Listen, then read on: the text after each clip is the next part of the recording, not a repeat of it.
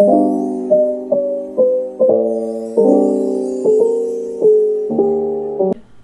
Hey guys, I'm Rachel. And I'm Rebecca. And this is the Faith Found Sisters podcast. And today we are discussing Proverbs 9. So go read Proverbs 9 and come back for the discussion. So would you like to go ahead and get started? Yes. In Proverbs 9 verses 1 through 5, I found that wisdom, even throughout all these chapters, that wisdom seeks for us. She is prepared for us, and she's just waiting for us to receive her and just to find her. And she's not in hard places, like I've said in chapters before. She's in high and places where you can easily find her. And that we should be prepared to seek for her, because seeking for her is like seeking for God. And it's always good to seek for God, because God will always give us wisdom. It's kind of like circular reasoning, because when you seek for wisdom, you're always seeking for God, and God will always give us wisdom. So that's what I found through verses 1 through 5. You know, because in the first few verses, wisdom is preparing. It says, wisdom hath builded her house. She hath hewn out her 7 pillars. You know, she was preparing. Wisdom is prepared. So when we ask God for wisdom, we need to prepare for that wisdom. We need to prepare to receive it. And then when we get that wisdom, we have a higher knowledge of that preparation of wisdom. And also in some of the 4 through 9, you know, it's talking about wisdom teaching and inviting people in. And teaching is something that's very important, because you can either teach people or you can be taught. Now, obviously, if you have a video thing or a podcast like us, you're teaching, but if you also go to church, you know, you're being taught at the same time. So it's always good to be taught and also teach people if you're spiritually mature. Yes, I agree with that it's always good either to teach somebody about the Bible or teach them about Christ, and also to be taught, because it's always good to learn. And then in verses 7 through 12, that those who love wisdom will take correction, but those that are scorners, like it says here, will not. They'll hate it. Because someone who doesn't have wisdom will just be like, I don't want to listen. They're like a brick wall. You say something, they're not going to respond back, or they're not going to take it right. But people who have wisdom know that if you're, let's just say an older person's trying to give me correction, they have more wisdom than I do, so they will lead me in a better path and help me not to fall into will help me not to fall where they might have fell before, so that we will take correction. We will be better for it.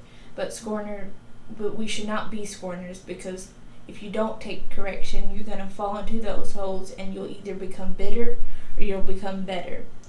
So, yeah. Because it's really important to understand that wisdom is of the Lord. You know, it's an attribute of Him, and we should be trying to be wise like Him. You know, it is impossible to be exactly like God, but we also have to remember that as we are still here on earth, we have to try to be like Him. You know, when you get saved, you become a Christian, which literally translates to Christ's light. And that means we have to always try to attain what God has. There are some attributes of God that we just cannot have, but there are some that here on earth we can try to attain, like wisdom. So it's really important to understand that. And then in verses 12 through 18, it talks about, you know, there was a woman who was waiting for people to come by her way so she could get them off the path. But there's also simple people who maybe will turn to wisdom. And that's why it's really important that we have those choices in life. You know, we can listen to the world, we can go that way and lead, and that'll lead to a path of destruction.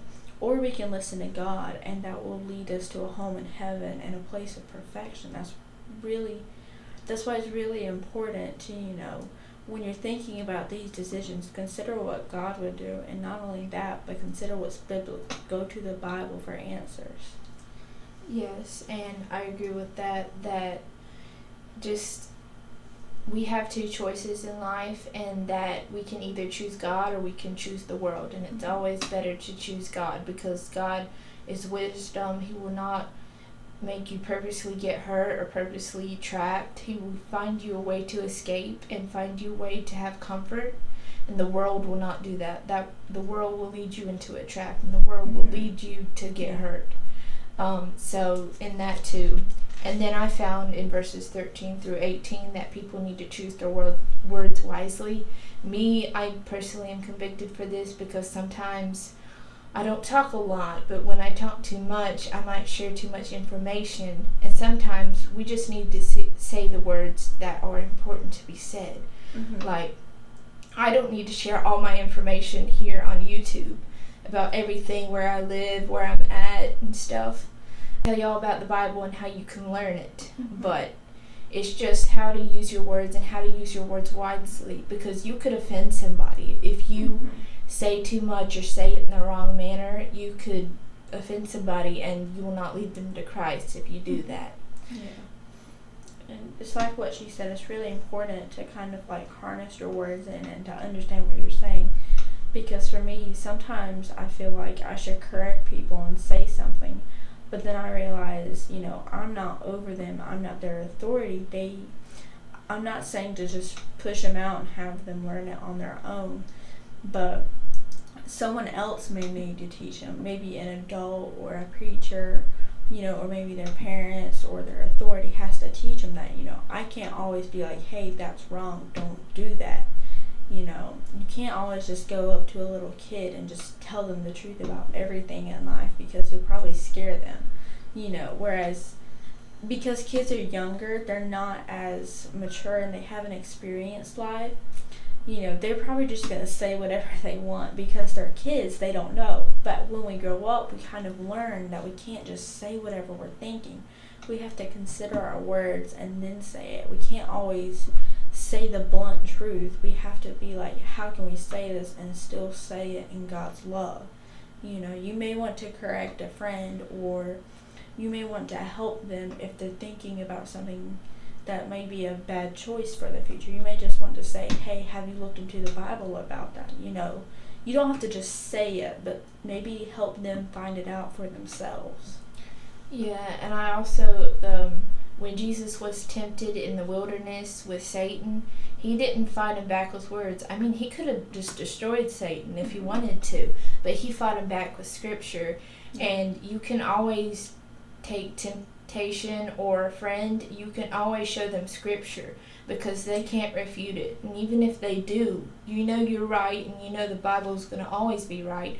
And so you're not going to offend them, and you're not going to be like your own words, and you're going to cut that friend off from ever being your friend again. They just have to recognize that that's the truth, and you can always show them Scripture to prove a point. So I think that's all we have.